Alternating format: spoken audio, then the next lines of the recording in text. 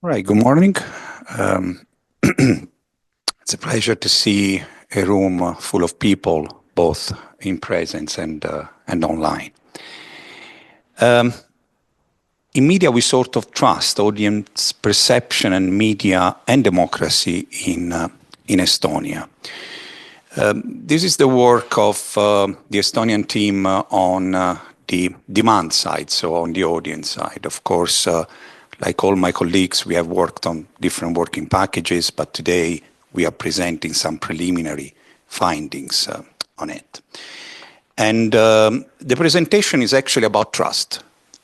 Trust and what it entails, and what are the problematics around trust. Trust, as Carpentier and Wimmer have noticed, is an essential prerequisite of democracy. It plays a crucial role in the relationship between citizens and the democratic state. It is to be noted that a degree of faith in democratic institutions is considered vital for the proper functioning of democracy. Individuals who are inclined to have faith in the fundamental institution of a democratic system typically also exhibit trust in the media outlets that disseminate information. Consequently, citizens who place their confidence in the political sphere are likely to extend that trust to media sources. And this relation works both ways. Interestingly, though, non-trust, let me use this term, is also seen as an important component in the relationship between citizens and the democratic state, as this allows for critical evaluation of the workings of the state and for democratic participation to play its role. Fosy makes an interesting distinction between mistrust, that is considered a form of systematic and relational doubt, some sort of skepticism, meaning individually, critically assess media without outright rejecting its credibility. It can be viewed as a natural stance where audiences are hesitant but still engage with media. And distrust is a stronger and more emotional reaction characterized by active suspicion. Distrust implies a conviction that the media is deceptive, untrustworthy, and has ulterior motives, often without evidence. It is commonly associated with media cynicism, which reflects the belief that journalists fail to uphold professional standards and the news media hinder rather than help society. Okay, it's not advancing now. Nope. Okay. Now, there are many reasons why audiences may be wary of the media and news. To mention three, first, traditional media is often perceived as seeking emotional and exaggerated news, which ultimately contribute to cynicism.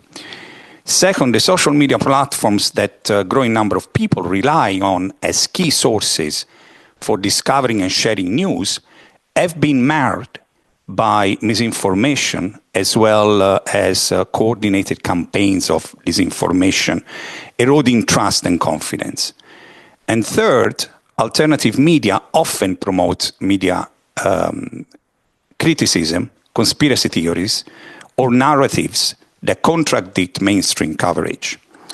That is, the digital revolution has an impact on the trust in mainstream media that declines when people turn to partisan news sources and social media for information.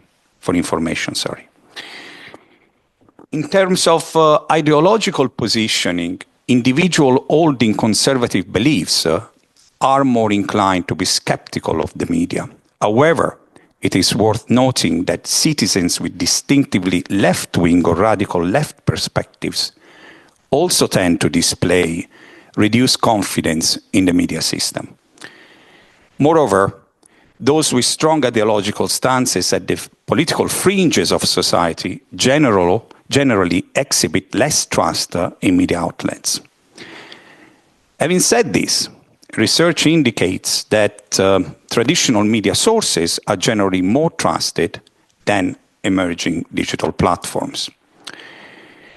Empirical investigations have demonstrated that confidence in internet-based media outlets and social networking sites typically fall short of the trust placed in conventional media sources. In a comparative analysis of the Baltic states, USR Rajukalne and Jastramiskis argue that social media has, yes, transformed news consumption pattern, but it had also led to a decline in trust in media due to the rapid spread of misinformation. False news spread faster than true news on social media. Declining editorial oversight, unlike public service media, social media lacks editorial control, leading to unverified and biased content. And algorithm-driven content, where social media platform creates filters, bubbles that reinforce users' existing belief, reducing exposure to diverse perspective. So this was a short theoretical introduction, and what is the reality that we have observed in Estonia? Well, before answering this question, let me share some facts. Estonia is a young modern democracy renowned for its high level of trust in public service media. As one of the world's highest ranking in press freedom, reflecting its dedication to a transparent and open media environment. And the media is self-regulated. So referring to what Nuno was just saying about the need of more regulatory frameworks, well, this might be a problem in the face of Estonian journalists, because, as I said, the media is self-regulated. Estonia doesn't have a media law, as a matter of fact. Journalists are de facto recognized. They don't have to belong to a specific union or a representative body. And they are not subject to any specific law. So the law of the state that applies to any citizen applies to journalists as well. So this is the ground where our focus groups and interviews took place in a, let's say, environment really deregulated, but in a way self-regulated, which is working fine, as the indicators are showing. So, to answer this question, Medemap set up several interviews and focus groups across Europe. In Estonia, we collected data via focus group and semi-structured interview with 48 people from diverse socioeconomic and geographic backgrounds and varying level of interest in political matters. Both the focus group and the interviews followed a structure of questions related to attitude towards democracy, political participation, attitudes towards media role in democracy, and the connection between use and participation, addressing both overall perception and attitudes as well as specific personal experience. The focus group participants were recruited to a national panel, while the interviewee constituted a convenient sample that also included people from marginalized groups. And then the data were thematically analyzed. So what did we find out? Well, our preliminary findings point out to a number of contradictions. In relation to democracy, although Estonians have faith in the democratic system, And as I pointed out before, this results in trust in the media. Many are worried about the deteriorating political culture within the system, as well as the economic drivers behind media content and their influence on the quality of information. In addition, while most participants trust that the democratic system generally works, many prefer to put their trust in individual people who seem knowledgeable or otherwise trustworthy rather than in institutions. And in Estonia, this is particularly possible because it's a small country. So many of the focus group participants were saying to us, well, I trust the politicians that I know. I don't trust the institution as a thing. Moreover, while all participants were able to discuss the strengths and weaknesses of democracy and the media, it was people from the marginalized groups and vulnerable social groups that were most critical and able to identify how certain issues directly affect people and their sense of belonging in a democratic society. In particular, the absence of a regulatory frame of certain minorities has an effect on their participation. A non-binary person in our interview stressed, well, it's not like I can really take part because legally I and people like me don't exist. Now, in a country where we have 36% of the population that is Russian population and is considered a minority, this might become a problem if they are not recognized. So, in relation to media, while media is seen as an essential source of information necessary for a democratic society, participants also felt that media can be used to manipulate people or can be manipulated itself with harmful consequences affecting individuals or the whole of democracy, of the democratic society. Well, and quality? Well, while the state of media in Estonia is thought to be generally good, with high levels of freedom exercised by journalists, the tendency to prioritize clicks over quality is a concern for many. The most often trusted source of political news is the national public service media, which is often called neutral, factual, or clean, whereas commercial media is associated with advertising, content marketing, entertainment, and a large number of opinion pieces influencing perceptions of quality, reliability, and user-friendliness.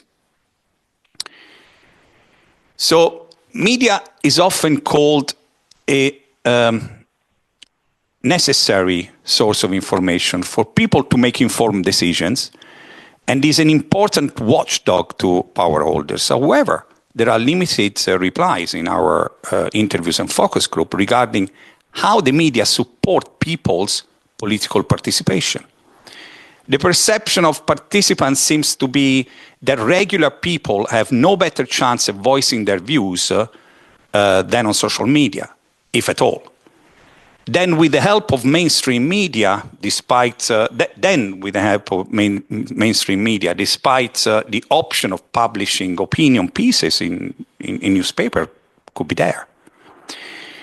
When it comes to social media, while people are wary of the possible bubbles created by algorithms, they tend to trust the mass of people as the best watchdogs.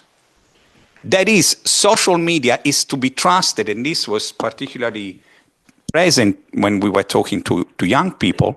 Social media is to be trusted in some cases more than traditional media, because people will filter out and rectify this information more than the traditional media will be able to do alone. Well, to do this, you need to have knowledge, and I often doubt that. So what about participation? Apart from voting at election, commenting on social media appear to be the main means of engaging in political life. Finally, participants mostly discuss democracy and the media in pragmatic terms. What works well and what does not, the ideal conditions and reality of diverse, even polarized society, and media operating within a market economy.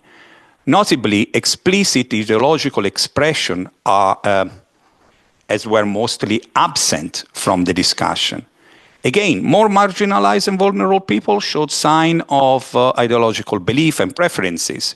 However, the dislike of the ideological leaning of certain newspaper is more often related to the dislike of the owner influence over the content rather than having an issue with ideology itself. Again, marginalized and vulnerable groups are an exception as they find some content harmful and curate their media repertoires accordingly.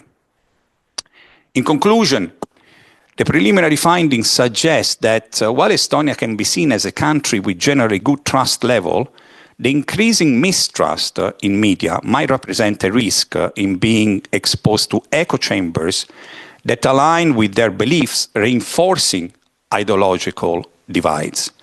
At times of uncertainties, and we're definitely in such times now, the exposure to partisan or alternative media correlates with greater mistrust, if not distrust, in mainstream media, and ultimately in a potential decline in civic engagement that in Estonia is becoming evident, and that is leading to an increase on social division.